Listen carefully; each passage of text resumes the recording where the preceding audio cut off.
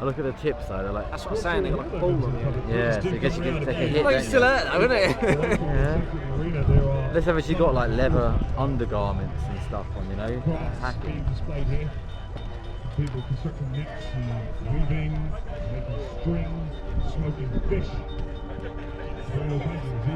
Like Vikings, the movie. When we see these feasting down the clouds of the smith and his helper there. You can see them there, and the fire burning real hot there. So please do have a look, ask the questions. What sort of stuff is there for you to be able to handle and touch and feel. And even smell for some of the things. Certainly advise against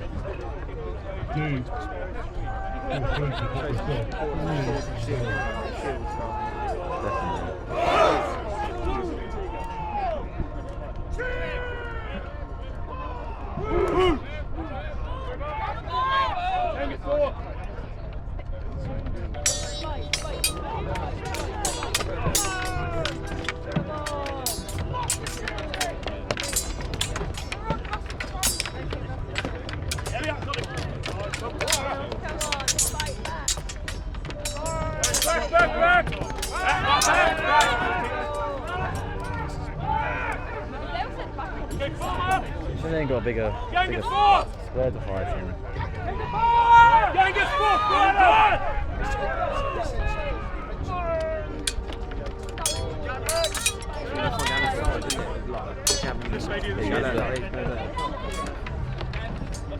Oh, they're pushed, they're pushed.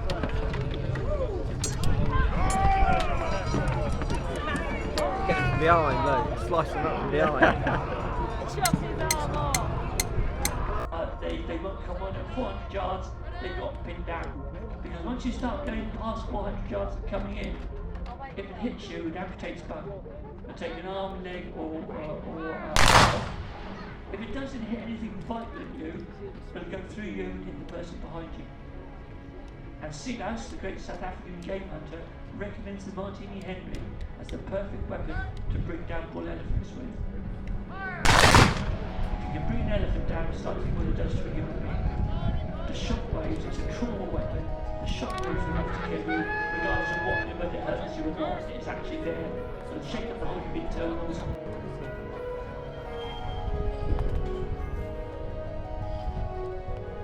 They're loading that one. They're loading it. Woo! Loading it. Ready for the big bang? Bang! Gonna happen. God. They're priming. Here it comes. It's not going through. What are you doing? It's gone. It's going fast. What?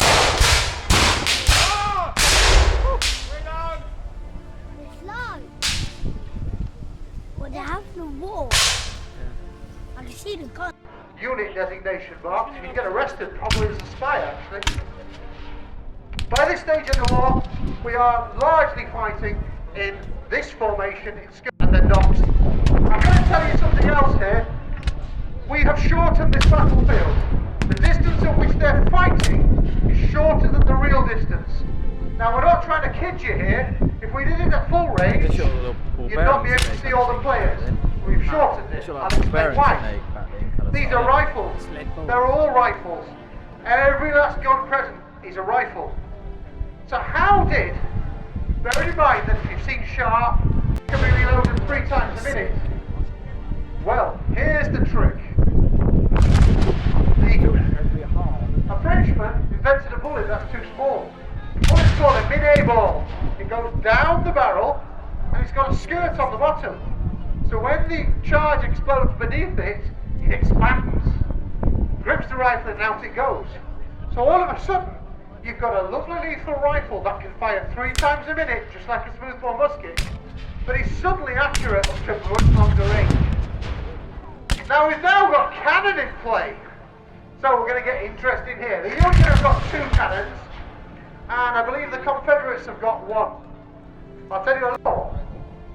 But the Paragon doesn't have the same ammunition options as our friend the smoothbore 6-pounder and 12-pounder do. You see, the smoothbore guns can either fire shot, like a solid shot that can just punch through something, or they can fire shell that explodes above its enemy because it's on a fuse. It's lit by scatters the canister down upon its enemy. Now, an Englishman who was a naval lieutenant took out the gunpowder, replaced half of it with musket balls, made it twice as effective, and he embedded himself in the English language because his name is Harvey Shrapnel. Yeah, I was hoping it'd fire again. Now, as our Union go forward, Kind of good that we might see it easier. the aim of volleys back in Napoleonic time was very simple. If you could get yourself organised, get yourself marched up to the enemy, give him a right good volley before he could do anything, you could hopefully break all his arrangements to the point that his return fire was less than effective. Of course, in the American Civil War, as they began to use more and more cover, we end up with a problem. Because if you march up to somebody with the aim of firing a volley, you stop to fire your volley, he ducks behind the wall and just wait for it. They're loading it. Everybody fires their volley, everybody's unloaded, then he jumps up and shoots you to unload it. By the way, ladies and gentlemen, can we have a round of applause? These are really good volleys here, amazing volleys. These are actually spot on volleys. And I'm going to think the Confederates are doing some volleys now. Especially the Confederates, that was a good one as well. Them go off on the battlefield. And the Union artillery is now moving forward. We're moving that Paragon forward. We're advancing nice and steadily. But the last type of ammunition is something called canister. And this is why gun crews don't wear handguns or carry swords, they just get in the way. Because the last type of ammunition is a tin full of musket balls. It goes down the barrel and poof. That's one big shot and poof. Far more effective than carrying a pistol. It's not doing it, is it? It's more toward gunpowder.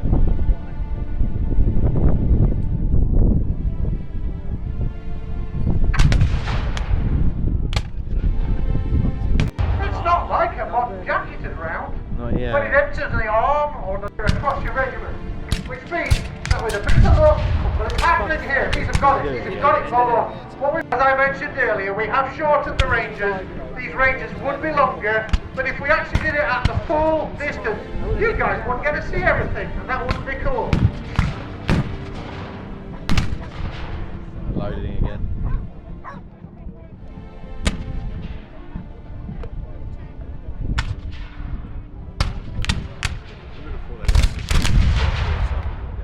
They've got it, I think I'll add that one. Now, as the war goes on, we did mention that Confederacy is beginning to run out of material.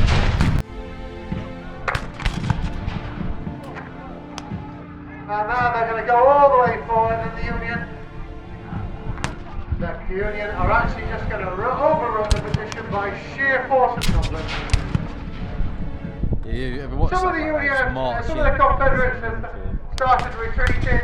They've left the gun, which is going to be a big loss. Because of course, relentless, but eventually beat the Confederacy, who fought the war with no resources and managed to make it 5 years of it. Is that your can? And for the resolute Union, who would see it to the end. What are you doing? Yeah. Sure. Yes! That's a bit better.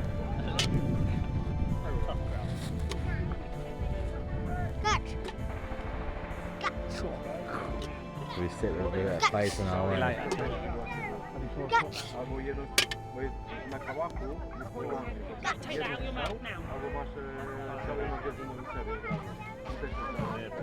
Yeah, the drums on the Confederate side, we couldn't hear those people over there, but there we are. I'll still win.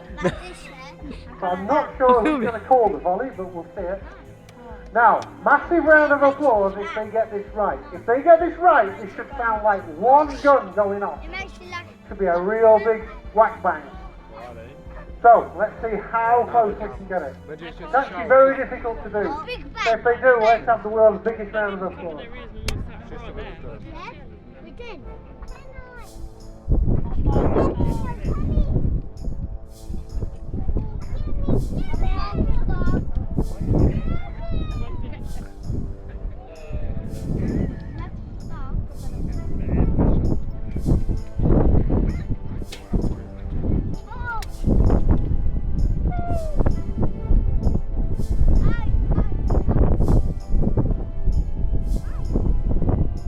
About ready?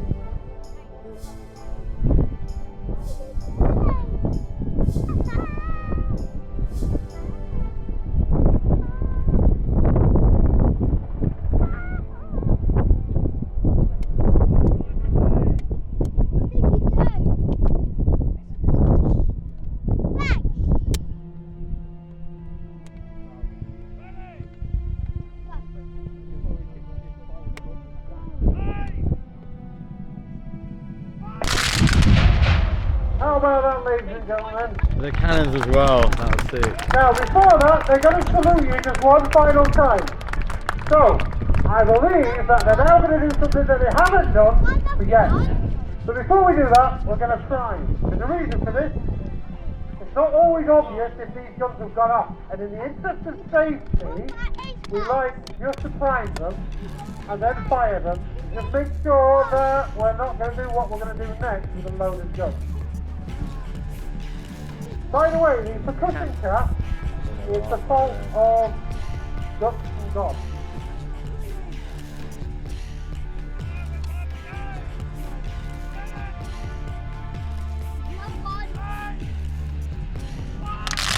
There you go, that's right. I'll just explain that ducks and dogs thing. It's a Presbyterian minister was hunting pigs and ducks with a flintlock, which goes big bang. And the ducks were hearing the fish going. So he wanted to invent a new way that was quicker. So he invented the percussion. Mind it's come this way, boys. It's coming this way.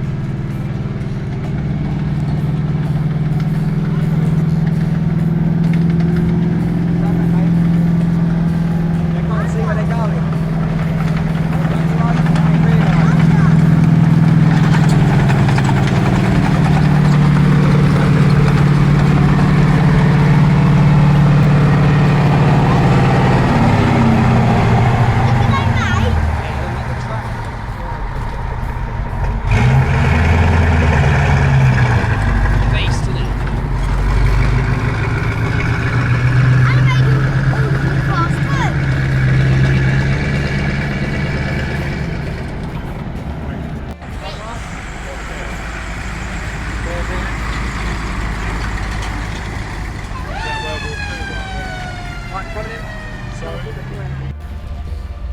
The commanders on the ground try to react, but the orders are confusing as they try to gain control. Then more troops come into the field. British Airborne in their jeeps are advancing. They now know there are Germans in the village. They need to come forward. As they come under fire, they shelter behind the vehicles. They hope that more heavy armour will be coming from the tree line.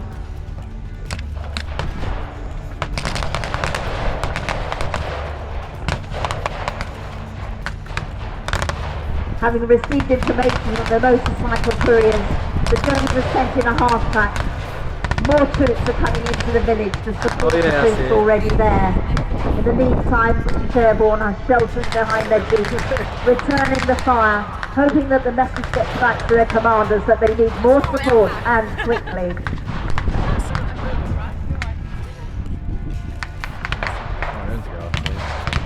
As the Germans strengthen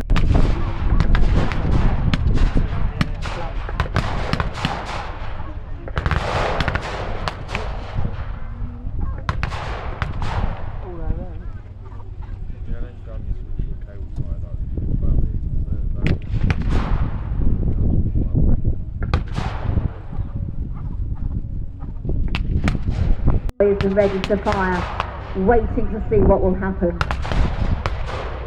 The German heavy truck has gone back. He will relay more information to the troops hidden in the trees. Heavy gunner down here. The tank and that. No, look.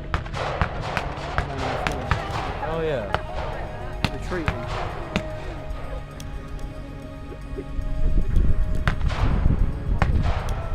Foot soldiers come forward. The infantry coming forward stealthily but running through the fields outside the village, pausing, assessing, crouching down, waiting to see what will happen. The Stook has paused under the tree, wait. That's proper. You see smoke ring off the first one. The message has reached the Allied controls and the Look at Brits that. are firing that, onto making the the, village, over the heads of the airborne troops in the What? field, How cool is that though? causing fearsome firepower in the village, attempting to knock out the Germans who are hidden amongst the buildings.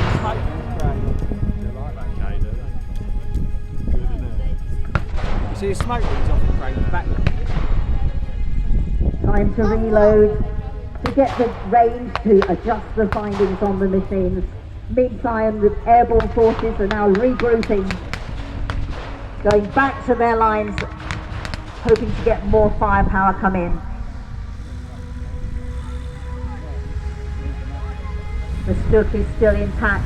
It makes its way into the village. Beyond the trees, more forces are coming in as well. It pauses, assesses. Infantry on the ground coming forward again.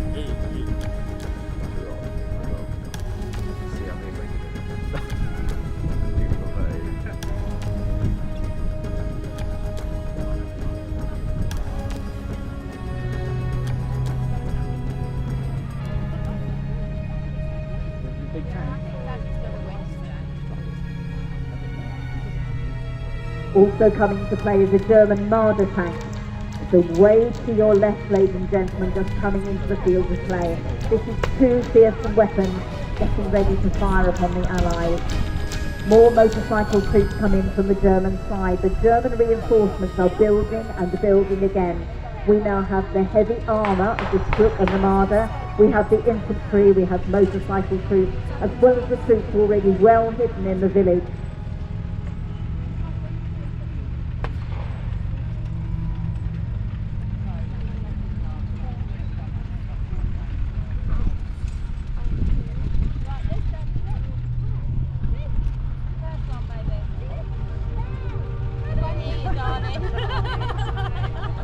Away to your right, ladies and gentlemen, you can see that the Allies in turn are building their firepower. We have an American Sherman tank coming in, small fire coming from its sides at the moment.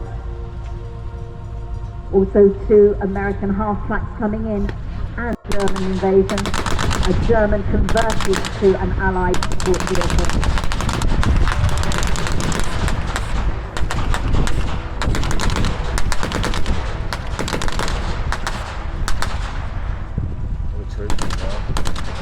The German half-track in front of you has a small pack gun on it, which is also firing. Meanwhile, the infantry have laid down, lying low in the field, waiting to get close enough to use their weapons on the enemy. Messages are relayed from one to the other. The Allied troops move forward again, their own infantry clinging to the tree line, following the wheeled vehicles as they come in.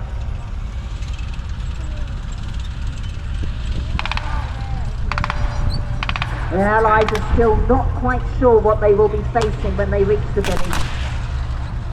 They started slowly, now the half-track is plowing forward. In the vanguard, moving very rapidly towards the village. Opening up now, yeah.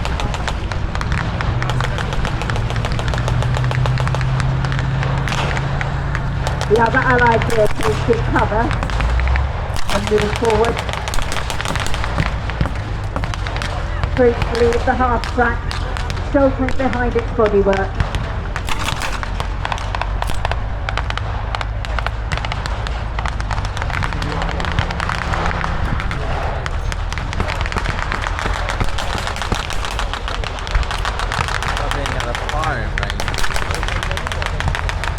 American half-track has two 50-pound machine guns. That's just making the racket as they head towards the Germans. They hope to defeat a lot of the German infantry. Anyone not taking shelter is a target. Meanwhile, the German silk tank is coming forward again, still partially hidden from the Allies behind that tree.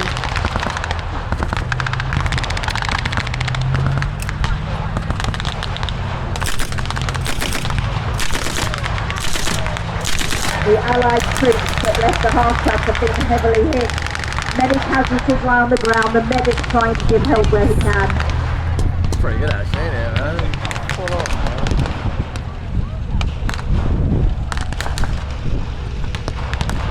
It looks as if the whole troop has been taken out. The medic is giving what help he can, but many of these men, their war is over.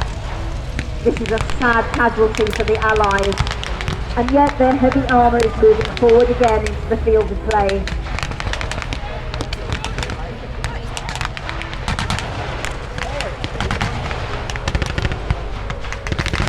Like their German counterparts, the infantry move forward stealthily, lying down in the field, lying low. Still not close enough for their weapons to reach the opposing army.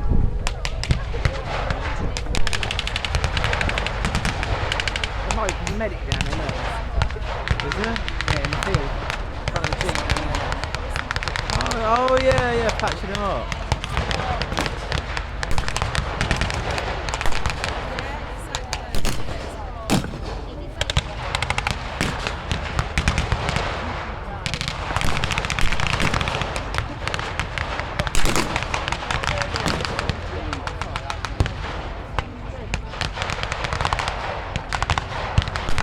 Close to your line, ladies and gentlemen, the Bren gun carrier is pressing forward again. Its occupants shielding behind the gun's outer casing. British Airborne again coming into the field of play, working forward, lying down, waiting to engage the enemy.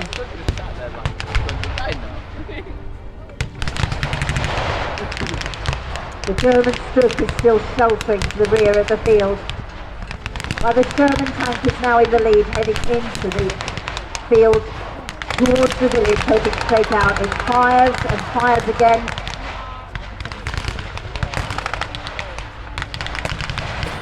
The smoke on the ground helps to conceal the airborne troops as they move forward and lie down. We now have many Allied troops on the ground.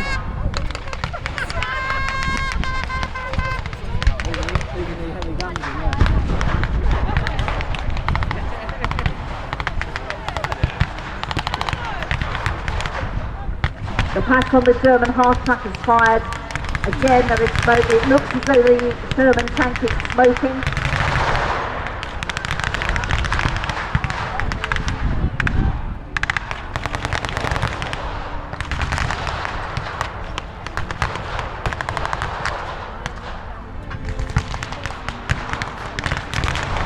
So many artillery shells are landing. The main Allied ground troops are on their second push on the objective, strengthened with additional troops and armour, but the Germans hold the flanks and prepare for any onslaught. They are not retreating from their positions.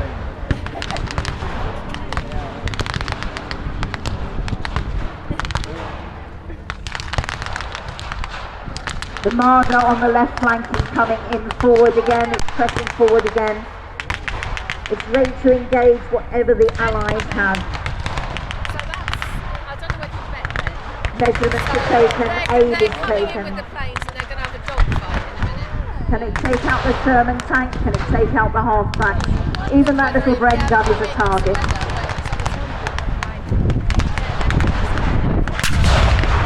What's so short? Lined up behind the tree. Oh, they're just circling in, yeah. That'd be sick to see. Yeah, well, yeah. Right, it's all shielded. Everything's slow. I know, it's so Maybe good. it's The gyro, immense anyway.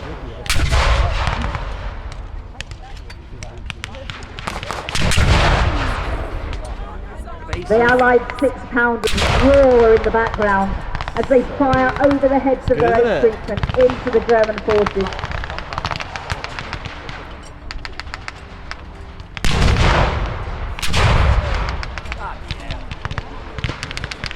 They fire again and again. There are many casualties on both sides.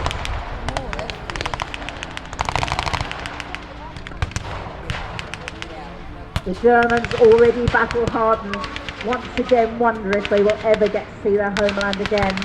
The Allied troops, who were so full of optimism, now see comrades lying around them, many wounded, some dead, now waiting to see if it is their turn next, or can they make victory in this French village.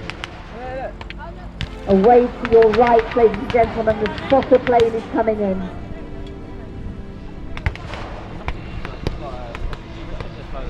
For the Allies, this is a disaster. This is a German spotter plane.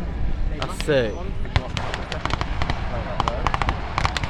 This is a Chrysler Storch Fi-156, a small German liaison aircraft built before and during World War II. It's notable for its excellent short takeoff and landing.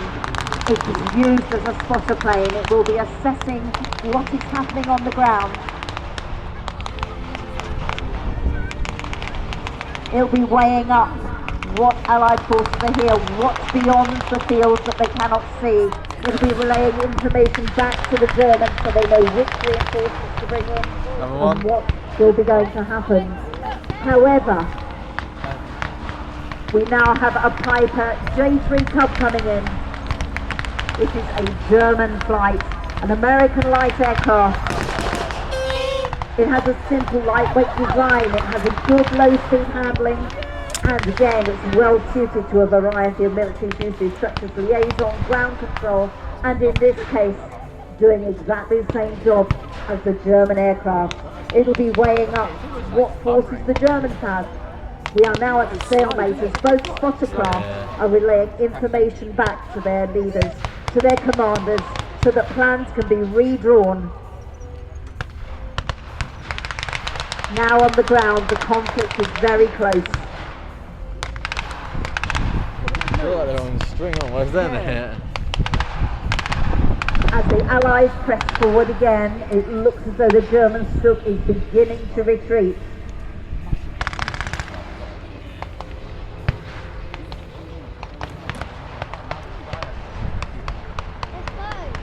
Slowly, the Stuck is turning back. The Allies are waving to their Piper Cubs to go and give the correct information to their forces in the field. They're pressing forward again. The Allies now in the village. Could there still be live German troops behind those walls? What firepower do they have? Are they still a threat? It's an ammo one, isn't it? The Germans still on the ground, awaiting for command. What do they do? Carry on fighting? How close they are together. Surrender? Retreat?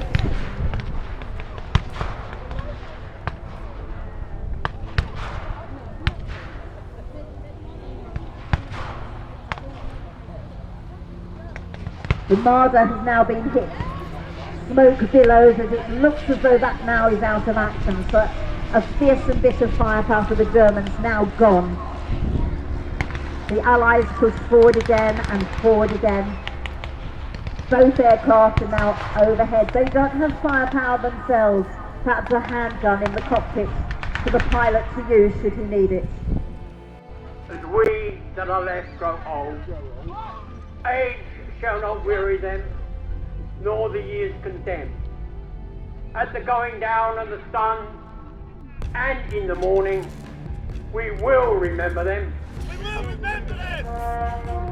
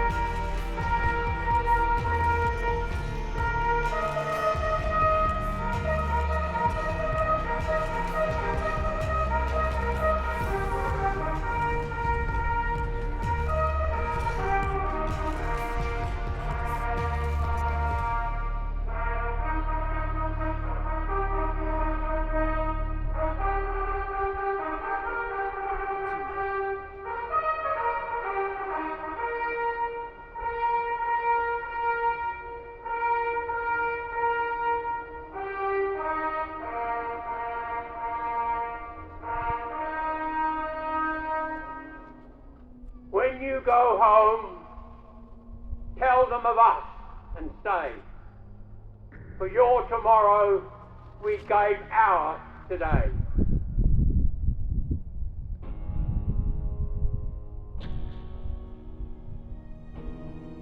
Thank you very much, ladies and gentlemen. Always a very moving moment.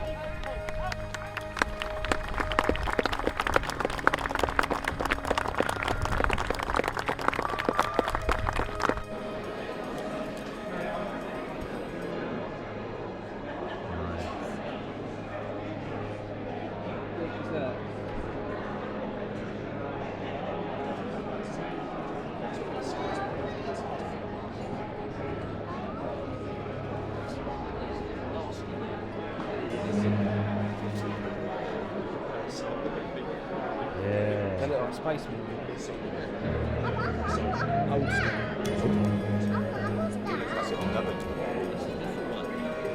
That's so cool. That one there. That's the old version. That's the new version. What game of